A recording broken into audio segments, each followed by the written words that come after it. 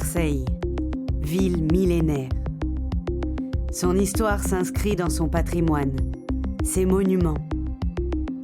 À l'écart des grandes artères, niché au cœur des quartiers, il en reste des pans méconnus. C'est le cas du vaste ensemble architectural de 4000 m² qui se dresse à l'angle des rues d'Alger et Fernand-Poriol, dans le 5e arrondissement. S'y trouvent aujourd'hui l'Institut culturel italien et le Consulat général d'Italie. Les Italiens du sud de la France y viennent pour des formalités administratives. C'est aussi dans ces murs que se retrouvent tous ceux qui ont le goût de la langue et de la culture de ce pays. Un morceau d'Italie à Marseille. Une Casa d'Italia, disait-on, il y a près d'un siècle.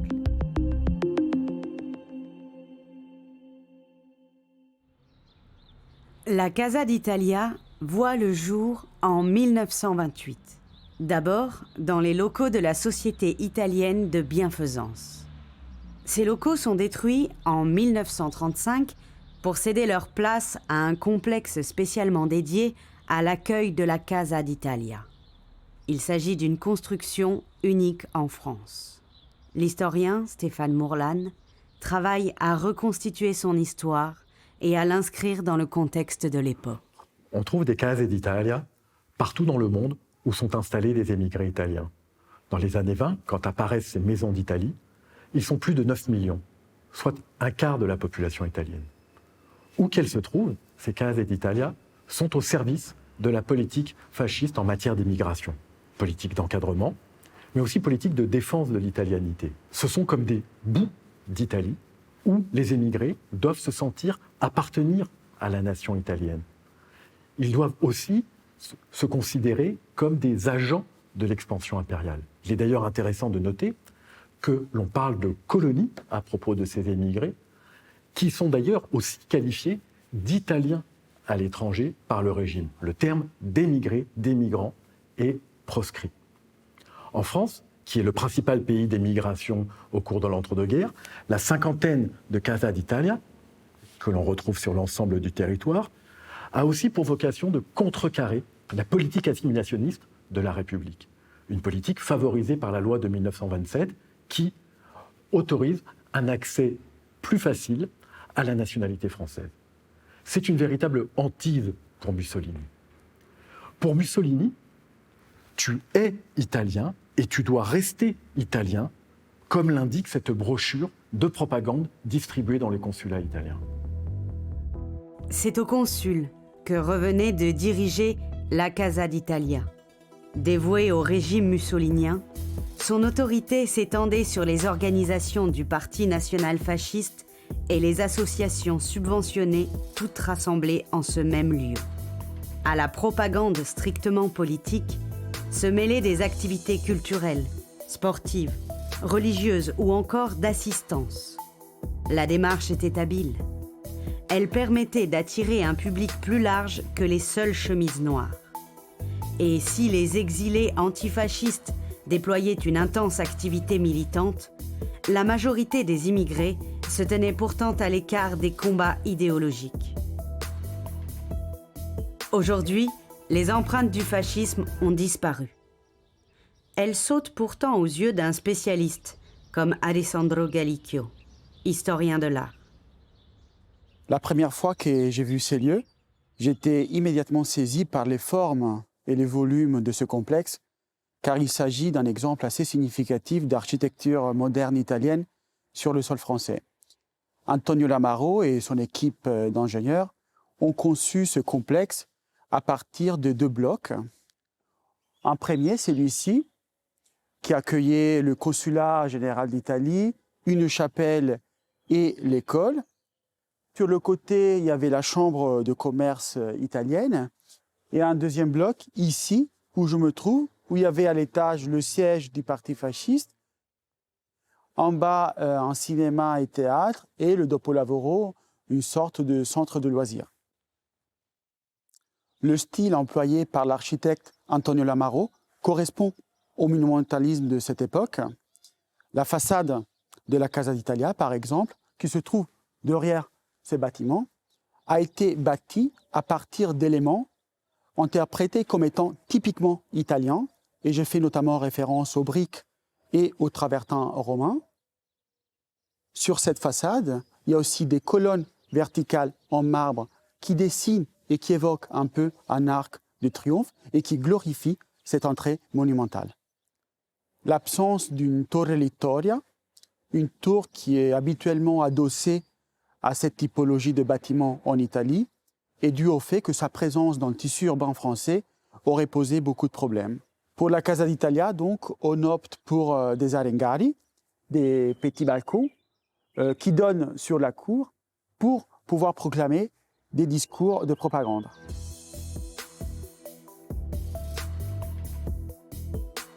Pour mener l'investigation, approfondir certaines connaissances, en dévoiler d'autres, Alessandro et Stéphane, qui travaillent tous les deux au sein du laboratoire TELEM d'Aix-Marseille Université et du CNRS, ont décidé de croiser leurs regards et de faire équipe. Ils se retrouvent dans les locaux du consulat où sont conservées des archives.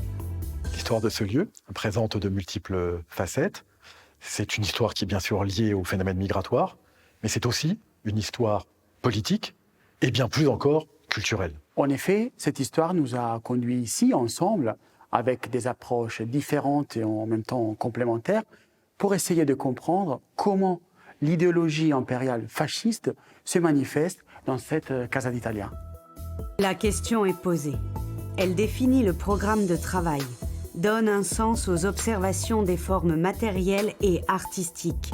Elle est ligne de vie dans l'exploration de vastes corpus d'archives. Il s'agit de ne pas s'y perdre. Ce sont vraiment des archives extraordinaires, Alessandro, qui nous permet de consulter le consul général. Et comme tu peux le voir ici, ce sont pour beaucoup des dossiers d'état civil, l'état civil qui est l'une des fonctions premières du consulat. Ah, regarde, il y a des boîtes là-haut qui datent du 19e siècle.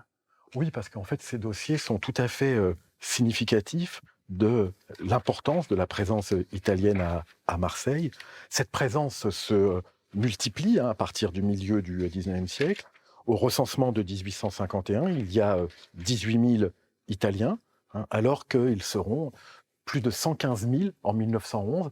Et à ce moment-là, eh bien, cela représente quand même 1/5 de la population de la ville. Et il va de soi, évidemment, que ces Italiens, qui constituent la première nationalité étrangère représentée dans la ville comme dans le reste de la France, eh bien, ces Italiens ont eu un apport considérable sur le plan économique, mais aussi sur le plan culturel. Alors nous allons aller voir d'autres dossiers plus spécifiques qui se trouvent... Elle était où la boîte alors ? Eh bien, écoute, c'est celle-ci okay. Qui va nous permettre justement d'en savoir un peu plus sur cette Casa d'Italia.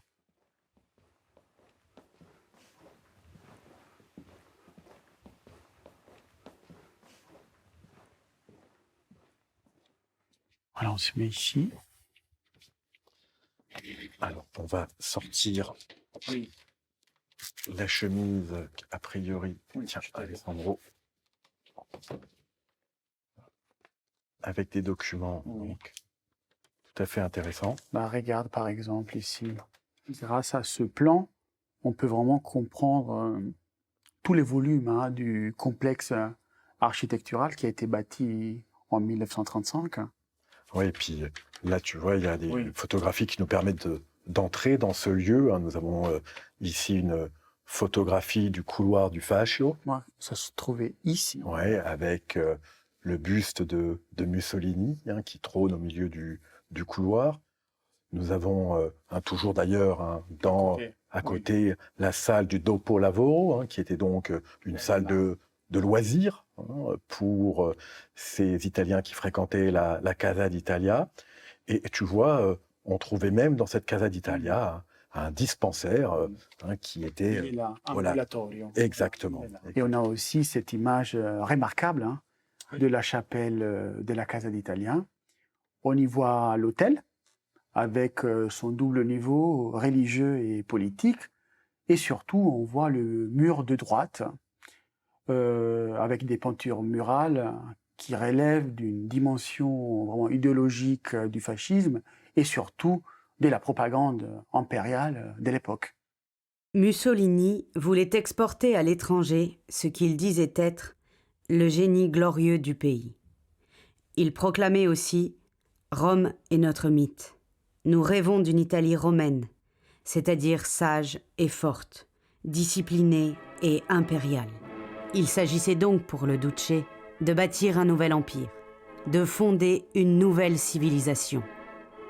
Pour ce faire, il entreprit des chantiers urbains afin de fonder une nouvelle Rome, aussi rayonnante que la Rome des Césars et celle des papes. La Casa d'Italia de Marseille ouvrait des fenêtres sur cette troisième Rome. L'enquête nous conduit dans la ville éternelle.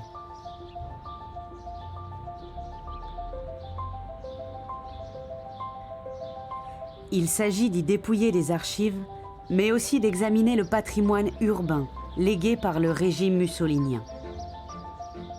Alessandro profite d'un séjour en résidence à l'Académie de France à Rome, à la Villa Médicis, pour débusquer des ressources inédites.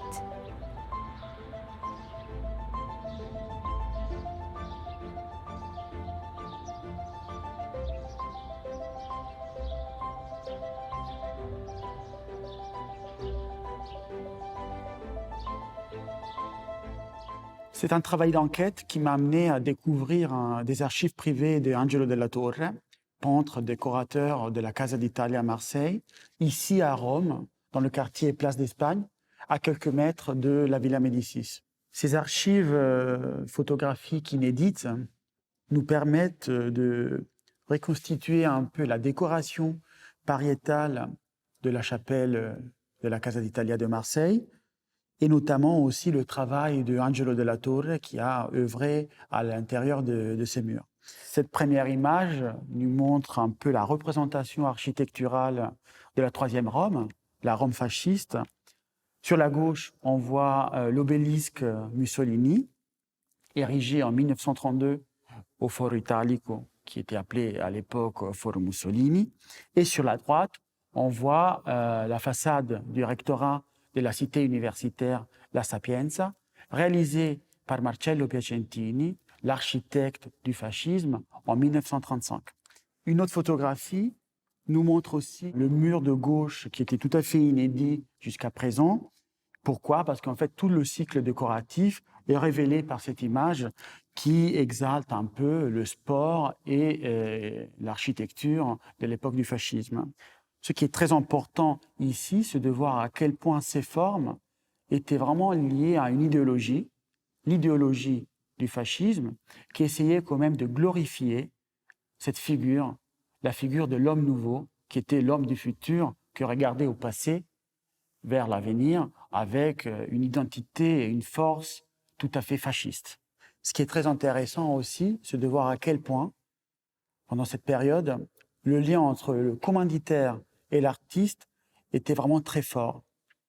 Et on voit par exemple dans ce texte une image très intéressante, Mussolini à côté d'autres architectes en train justement de concevoir la nouvelle ville du futur.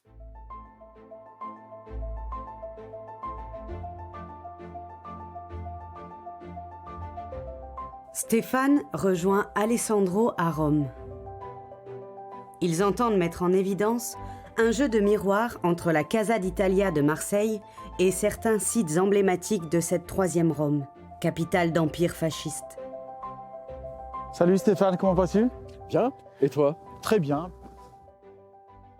Je suis ravi de te retrouver dans ce quartier, un quartier méconnu, un peu en périphérie, mais que je fréquente moi de longue date, puisque c'est dans ce quartier que se situent les archives de l'État. Alors ce quartier, c'est le quartier de l'exposition universelle de Rome, qui a été construit dans la perspective de l'exposition de 1942. Et la décision d'ailleurs de la construction de ce quartier a été prise au moment de la déclaration de l'Empire en 1936. Et l'idée, c'était quand même d'avoir ici le noyau de cette troisième Rome voulue par Mussolini. Ah oui, évidemment, en fait, cette troisième Rome qui s'inspirait de la Rome antique tout en étant moderne, a été très importante pour Mussolini à cette époque. Et Marcello Piacentini a dessiné le plan urbain de ce quartier, de cette ville dans la ville.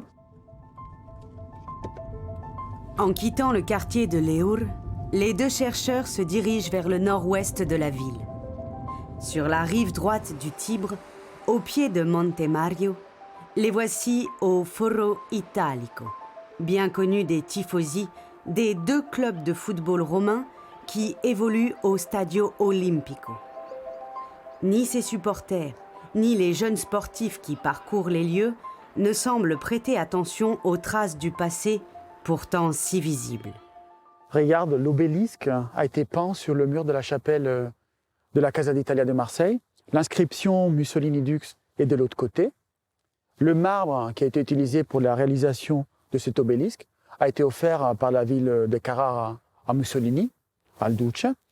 Il a été transporté sur une plateforme flottante via le Tibre et son inauguration, donc son installation, a été un événement majeur médiatisé ici à Rome.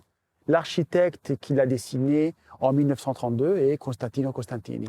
Et l'obélisque tient une place centrale dans ce Foro Mussolini, qui est en fait un vaste complexe sportif destiné à forger l'homme nouveau, qui a bien des égards un homo sportivus. Et d'ailleurs, au-delà des équipements sportifs, stade, piscine, gymnase, il y a toute une série de décorations, ces coureurs que nous voyons ici, et qui rappellent très clairement dans leur gestuelle ce que l'on peut voir sur les murs de la chapelle. Un autre élément qui renvoie à la chapelle de la Casa d'Italia de Marseille est la proclamation de l'Empire, gravée sur ce bloc de marbre, et que Angelo Della Torre a peint en 1936. Oui, on retrouve d'autres références à l'Empire sur ce site, notamment gravées sur ces marbres, sur ces blocs de marbre de part et d'autre de l'allée centrale, ces blocs de marbre qui reprennent les grandes dates du régime fasciste. Sur deux de ces blocs, figure la mention de la conquête d'Addis Abeba, mais aussi une mention de la proclamation de l'Empire le 9 mai 1936. D'ailleurs, tout ce site est dédié à la propagande du régime, du Duce, de la geste guerrière également, puisque cet homme nouveau est également un conquérant, un soldat conquérant. Et on retrouve en fait tous les éléments, même visuels, iconographiques, etc., dans les mosaïques qui décorent l'allée centrale, où l'homme nouveau, comme tu dis, est sculpté d'une manière vraiment à proclamer cette nouvelle ère fasciste, donc une nouvelle ère pour l'italianité. Nouvelle ère également incarnée par un désir d'universalité que l'on retrouve sur cette sphère, sur la place de l'Empire, Piazzale dell'Impero. Situé à proximité du Foro Italico, on aperçoit un imposant bâtiment. Mélange de monumentalisme et de rationalisme, son architecture porte le projet idéologique d'une époque, comme la fonction qui lui était assignée, le siège du Parti national fasciste. Achevé après la chute de Mussolini, le palais de la Farnesina accueille depuis 1959 le ministère des Affaires étrangères. Au rez-de-chaussée, dans l'une des 1200 pièces du vaste édifice de 120 000 mètres carrés, les chercheurs peuvent consulter les dossiers de l'Archivio Storico Diplomatico. Grazie mille. La Casa d'Italia de Marseille se dévoile un peu plus encore dans ces documents produits par les différentes directions de l'administration centrale et par les représentations diplomatiques et consulaires à l'étranger. Dans ce carton de la Direction générale des relations culturelles se trouve cet album extraordinaire qui évoque les écoles italiennes de Marseille, dont l'une d'entre elles se situait à la Casa d'Italia. Cet album date de l'année 16 de l'ère fasciste, c'est-à-dire l'année 1938. Et dans cet album, on va trouver des photographies qui évoquent les activités de cette jeunesse, une jeunesse auquel le régime fasciste accordait une attention toute particulière, d'une manière générale dans le cadre de son projet totalitaire, mais aussi à destination de ces jeunes à l'étranger, pour la plupart nés à l'étranger, et qu'il convenait, pour le régime, d'italianiser, c'est-à-dire fasciser, selon l'ambition de l'époque. Ce lien, il se manifeste, notamment, chaque année, à l'occasion de la Befana Fascista, qui est organisée à la Casa d'Italia, dans le théâtre de la Casa, et au-delà des divertissements qui sont proposés aux jeunes gens, eh bien, on leur distribue des cadeaux, différents paquets, des jouets, des vêtements, ce qui permet d'entretenir l'idée d'une mère patrie généreuse et attentive à leur sort.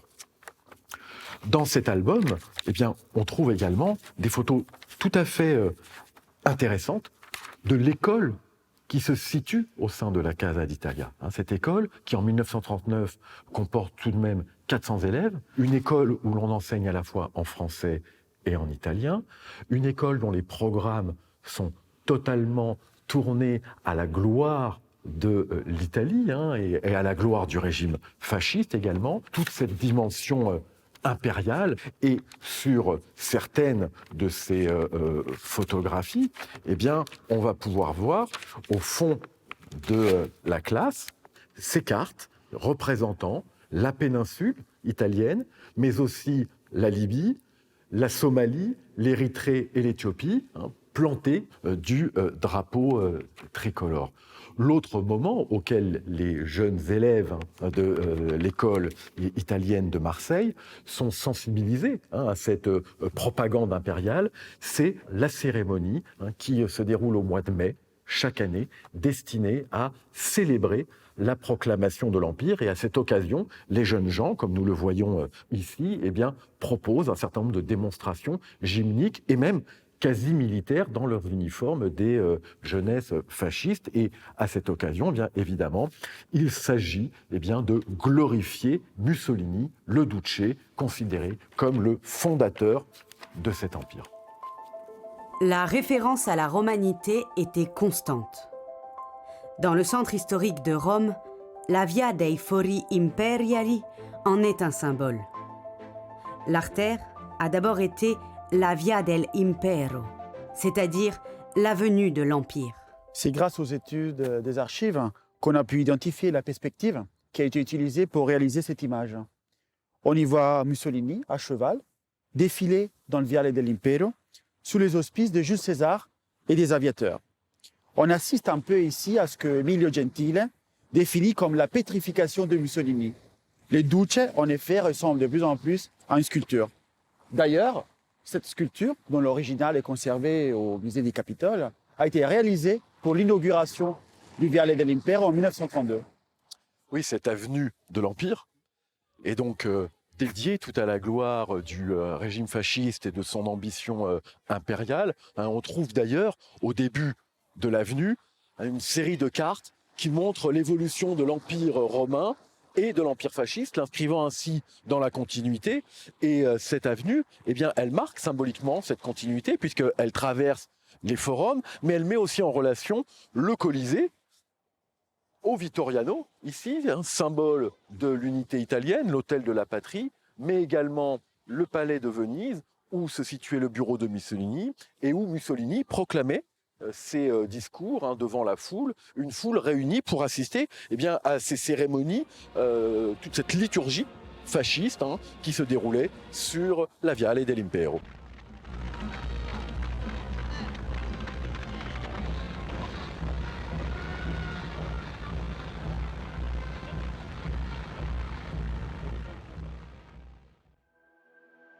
De retour à Marseille, les murs de la Casa ont pris l'épaisseur de l'histoire. Alors nous voici, Alessandro, dans cette chapelle qui est aujourd'hui fermée au public, laissée un petit peu à l'abandon, comme on peut le voir ici.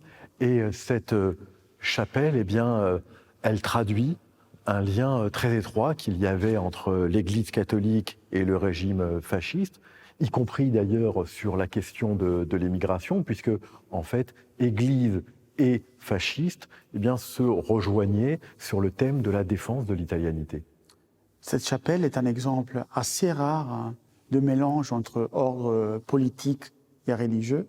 L'ensemble du discours visuel qui a été élaboré pour cette chapelle est entièrement consacré aux réalisations du régime. D'ailleurs, De la Torre a répondu à une commande. Oui, absolument. Il a répondu à une commande de Piero Parini, qui était le responsable des organisations fascistes à l'étranger. L'exemple dont il s'inspire est celui de l'exposition de la révolution fasciste de 1932 à Rome, pour laquelle Angelo Della Torre avait déjà réalisé la salle des fascistes à l'étranger.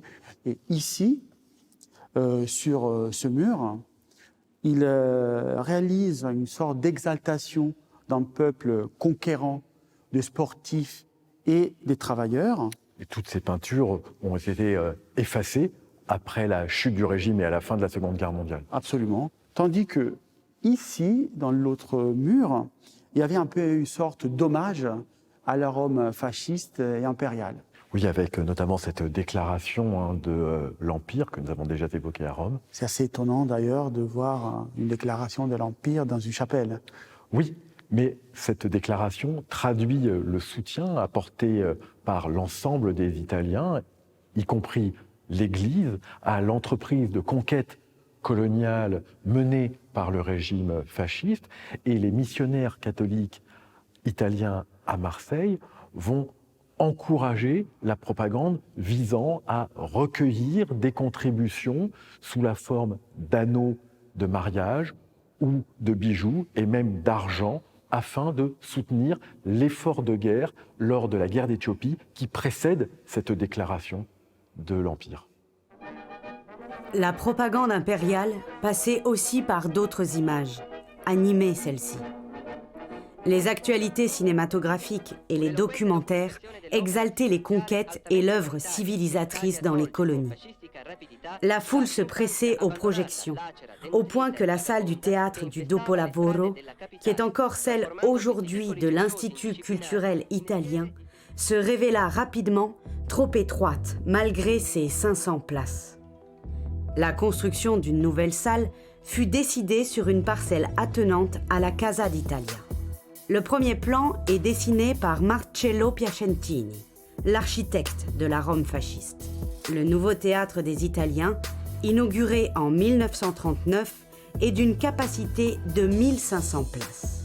Devenu théâtre Verdi après-guerre, l'édifice a aujourd'hui disparu, détruit au début des années 1970. La cour était aussi le lieu de célébration de l'Empire et du Mare Nostrum. Et d'ailleurs, sur ce mur, il y avait une peinture murale monumentale. Que l'on voit bien ici, Alessandro, sur cette photographie que nous avons trouvée dans Il Legionario, qui est la revue des fascistes à l'étranger.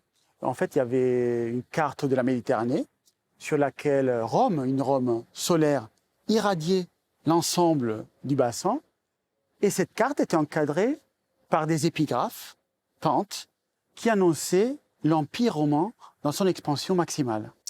Et cette cour, c'est aussi le lieu de cérémonie, et une cérémonie notamment qui célèbre cet empire, l'Annuale dell'Impero, qui est instaurée à partir de 1937. Nous en avons retrouvé des images, célébrée chaque année le 9 mai, et elle s'inscrit dans une sorte de calendrier liturgique avec des moments forts. Je pense notamment à la célébration de la naissance d'Efeso au mois de mars, célébration de la marche sur Rome, bien évidemment, à la fin du mois d'octobre, et puis la victoire également de l'Italie lors de la Première Guerre mondiale au tout début du mois de novembre. Ces rituels, c'est déroulé sur une scène décorative assez suggestive. Et tu vois, sur ce mur imposant, il y avait par exemple un extrait d'un discours de Mussolini, un navire, la carte de la Rome impériale, encore un navire un peu pour exprimer cette expansion fasciste et coloniale de l'époque. Et oui, et ces rituels en fait se déroulaient à peu près toujours de la même manière. Ils commençaient par une messe, nous voyons ici l'autel et le prêtre, le discours d'une personnalité en provenance d'Italie, devant les organisations fascistes en uniforme, les anciens combattants, tous réunis derrière leur fanion, ce qui donnait une allure martiale à ces cérémonies. On y entendait résonner la Marcia Reale, qui est l'hymne national, mais aussi Giovinezza, l'hymne fasciste, ode à la jeunesse, une jeunesse qui était mise au centre de ces cérémonies, comme nous le voyons sur cette photographie.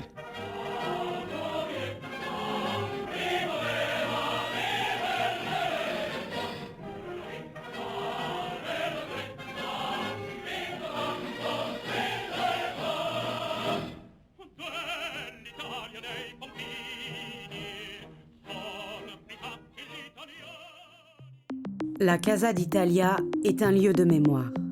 Mais la mémoire peut être encombrante. En Italie, l'héritage monumental légué par le fascisme interroge, dans un contexte politique de reconsidération de l'expérience fasciste. Mémoire faible, édulcorée, indulgente, soulignent certains, face à des entreprises de valorisation ou de restauration de ce patrimoine dissonant. Comment coexister avec ce passé ? Quelle place doit-on lui accorder ? Doit-on réduire, révéler, réutiliser, recycler, censurer ou détruire ? À Marseille, les stigmates fascistes les plus visibles sont effacés. Demeure un important pôle d'italianité, dépouillé de toute dimension idéologique, ainsi qu'une empreinte de l'immigration italienne d'hier et d'aujourd'hui.